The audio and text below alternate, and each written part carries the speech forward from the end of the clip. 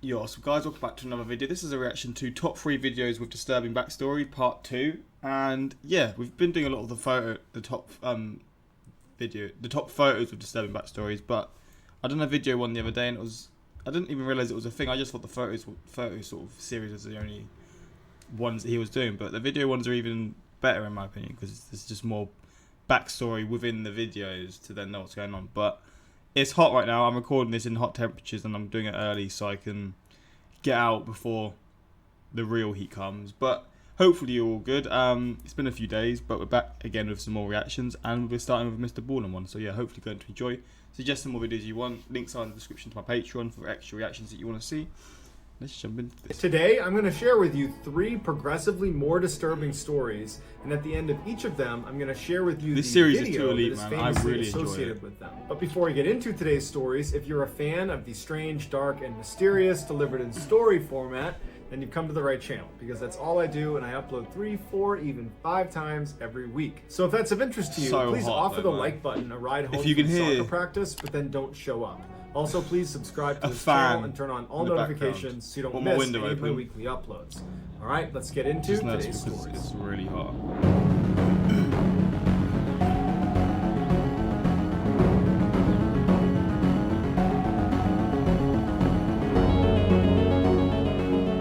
So this is the On April 9th, 2015, residents of the tiny farming community Fairdale, Illinois, woke up to heavy rains outside and an ominous forecast. Severe thunderstorms were going to persist all day, and then at night there was a chance of a tornado. Meteorologists were telling residents of Fairdale that if you can, you should evacuate because it's not worth sticking around for. But if you're going to ride out the storm, make sure you've taken the necessary precautions and make sure you have a plan for how to get to a shelter if the storm gets really bad. That morning, some forecasters were saying this tornado could prove to be one of the biggest in Illinois' history. But most of the 152 Fairdale residents had lived here their whole lives, and they'd seen bad storms before, even tornadoes, and they had ridden them out before. How could this one be any different? You know, most of the time, the worst that happened was maybe a power line comes down and you lose power for the day. But unlike previous storms, this one was getting worse and worse by the minute. And by 6 p.m. that night, forecasters were no longer theorizing that this could be a huge tornado. They were outright pleading with Fairdale residents to evacuate while you still can. But despite these warnings, the vast majority of Fairdale residents stayed put. They were committed to riding the storm out. By 7 p.m., meteorologists were saying this tornado is imminent and it looks as big or bigger than the last major tornado that came through Illinois that killed 8 people and leveled an entire town. This tornado tonight is going to kill people. Just 15 minutes later at 7:15, the tornado finally touched down right outside of Fairdale. It was this massive, almost mile-wide tornado with over 200-mile-an-hour winds, and unlike other tornadoes fuck me, man, of that size that typically move at about 30 miles an hour, this one was traveling on land at about 15 miles an hour. Meaning it would be sitting over the areas. It was devastating for longer amounts of time, making it even worse than some of the worst predictions that meteorologists had for this tornado. 15 minutes later at 7:30 p.m., 84-year-old Fairdale resident Clem Schultz and his wife Jerry Schultz. Oh, I've seen this video. This is a really famous video. I think, well, I remember it was suggested to me. So this is maybe this is where people know it from then. They were at home because they had decided to ride out the storm. Man. As Clem is sitting in the living room watching the Weather Channel, kind of waiting for the last possible second to go into their basement, he hears his wife yell out from the kitchen to come in here and look at this. So Clem goes into the kitchen and she's pointing out the back window, and he looks out and he sees this massive tornado coming right at them. It's less than a mile away, and it is way bigger than he thought it was going to be. But from their perspective, because the tornado was spinning counterclockwise, it kind of looked like it was spinning away from town into this empty field. Is that what and they Clem thought? says to his wife Jerry, you know what, it looks like it's going to miss us, but we're probably going to lose power, so I'm going to go up into the attic and get some lanterns ready. So Jerry stays in the kitchen, Clem goes up into the attic, and as he's fishing to get out the lanterns, he hears what sounds like a freight train barreling through town, and he had this little window at the edge of his attic, so he goes over and he looks out, and the tornado had not veered off into the open field. It had continued straight towards his house, and it was ripping off roofs right in front of him. And he figured, I don't have enough time to go down into the basement. I have no time to do anything. So he takes out his phone and he begins recording. God damn. He had time to get down.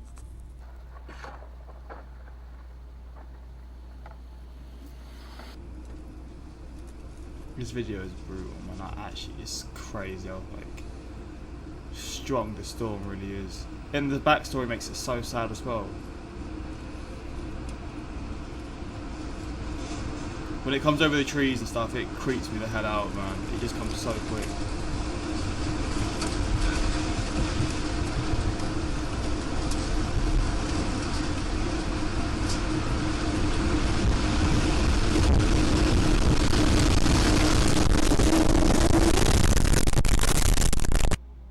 Clem's house, ridiculous. along with all the others in that video, collapsed. And initially, Clem thought he had died because it went totally quiet and it was totally dark. And he actually said out loud, "Am I dead?" But it was the pain in his back from a crushed vertebrae that told him, "No, you survived." And he begins to kind of pull himself out of the rubble. And before long, a neighbor is pulling him out.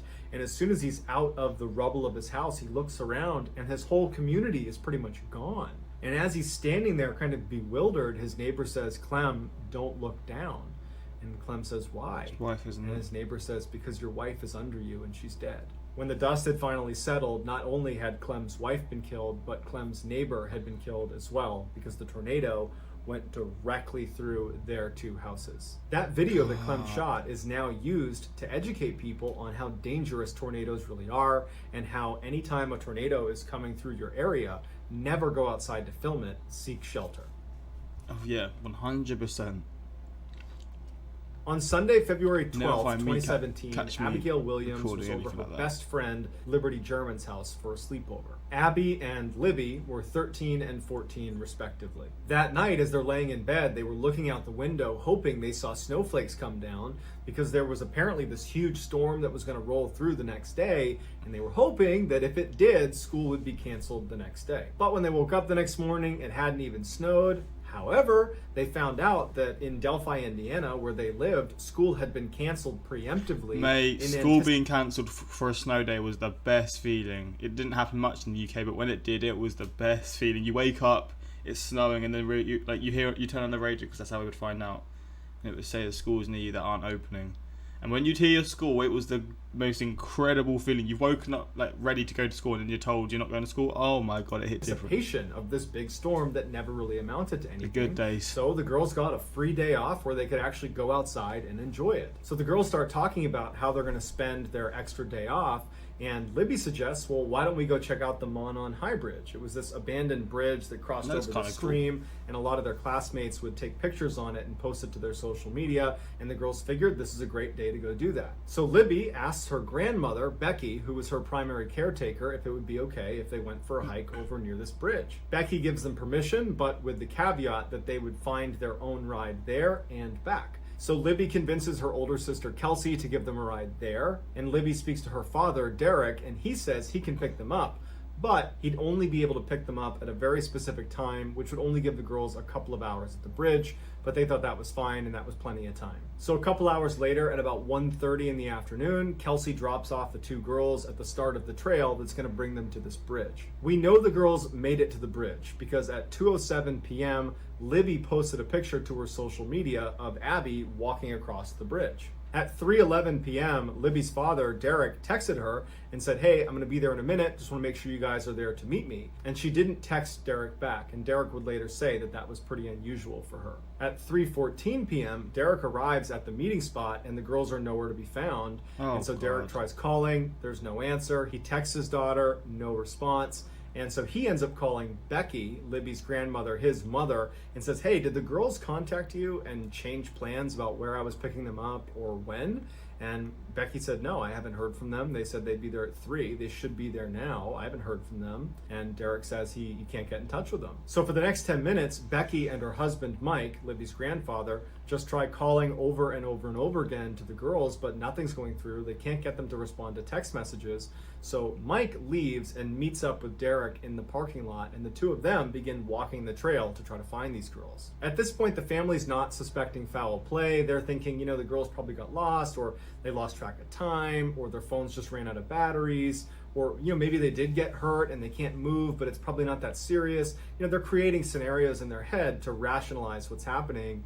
But by the time the sun went down at about 5 p.m. and there was still no sign of these girls, they ended up calling the police and officially reporting the girls missing. By 6 p.m. that night, there is this massive search combing the trail looking for these girls, but all night they're looking everywhere with hundreds of searchers and there's no sign of them. The following day, on Tuesday, February 14th, one of the searchers was about a half mile away from the bridge where the girls have been taking those pictures, and they discovered the girls' bodies right next to a creek. The police didn't release their cause of death. However, they said without a doubt this is a homicide, because apparently the scene was incredibly disturbing and had at least 2 or 3 signatures. Signatures are things done to the victims that are above and beyond what is required to end their life. Fuck. Things like writing on the victims or their body position, or much, much worse. And usually you only see signatures when you're dealing with a serial killer. 3 days after the bodies were discovered, police were able to extract some video from Libby's phone. It turns out when Libby was taking those pictures of Abby on the bridge and had just posted it to social media, apparently this guy had come on the bridge and Libby must have sensed danger and she began filming him.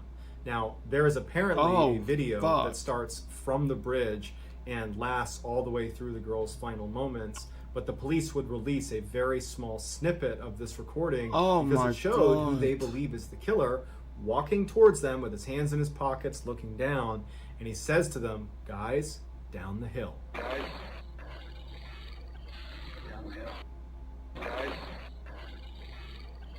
down the hill. Despite thousands of tips pouring in as soon as this video was made public, they still don't know who this guy is, no arrests have been made, and the case remains unsolved. That is horrible, man. Fuck. That's so sad.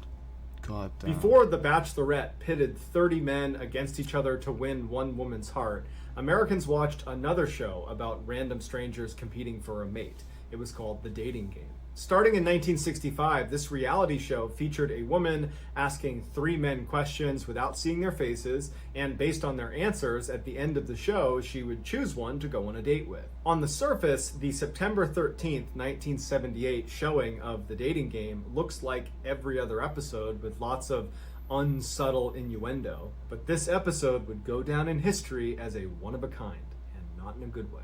At the end of this particular show, it was time for the Bachelorette, Cheryl Bradshaw, to make her decision, and she would choose Bachelor number 1, who would turn out to be this tall, good-looking, long-haired guy whose name was Rodney. Rodney comes around the partition, and they see each other for the first time, and everybody laughs, and they hug, and the show looks like every other show, and on stage, Rodney looks like every other contestant that's ever been on the show. But after the show ended and Cheryl and Rodney went backstage and actually began having a real conversation that was not being filmed, Cheryl would say that Rodney completely changed. He became incredibly creepy and was saying things like, "I always get the girl." And then at some point he says, "Hey, you should come out with me tonight. It'll be a date you'll never forget." And she turns to him and just says, "No thanks." This would turn out to be a really wise decision because Rodney was a horrible, horrible person. Had the show done a background check on Rodney, they would have discovered that he assaulted an 8-year-old and went to jail for 3 years for it. Before he went on it, before he went on the show, he had done that and it was on his record. Why the hell would that not be checked? And was currently on parole. But even if they had done a background check on Rodney, the check would not have discovered what he did at night. Rodney was shamelessly cocky and self-confident, and unlike a lot of men, he had no issue walking right up to any woman anywhere and flirting with her.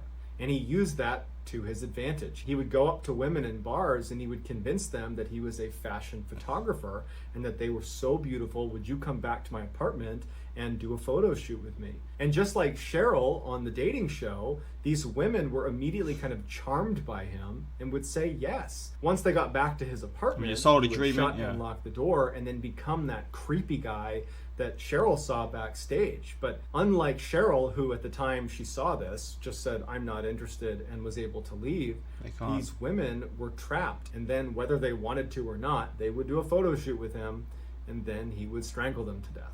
Because Rodney Alcala was not your typical dating game contestant. He was a serial killer who, by the time he don't know stepped this guy. foot on that show and was chosen by Cheryl Bradford to win the game, he had already killed 4 people. And Holy over a 2-year period, he killed as many as 130 people, which, if you're What? doing the math, is over those 2 years, he was killing at least 1 person a week. Alcala Oh my days! What the hell? was finally apprehended and he was sentenced How to can you death. get away with Here are killing some so many highlights people? from Rodney Alcala's episode of The Dating Game. And we're going to start by having them say hello to you and see how they sound. Number 1, would you say hello to Cheryl, please? We're going to have a great time together, Cheryl. Okay. And here we go. Bachelor number 1, Yes. what's your best time? The best time is at night, nighttime, Oh, Why do you say that? that's because that's the wild. only time there is. The only time? What's wrong with morning, afternoon? Well, they're okay, but nighttime's when it really gets good. Bachelor number 1, I am serving you for dinner. Oh, What are you called and what do you look like? I'm called the banana, and I look really good. Can you be a little more descriptive? Peel me.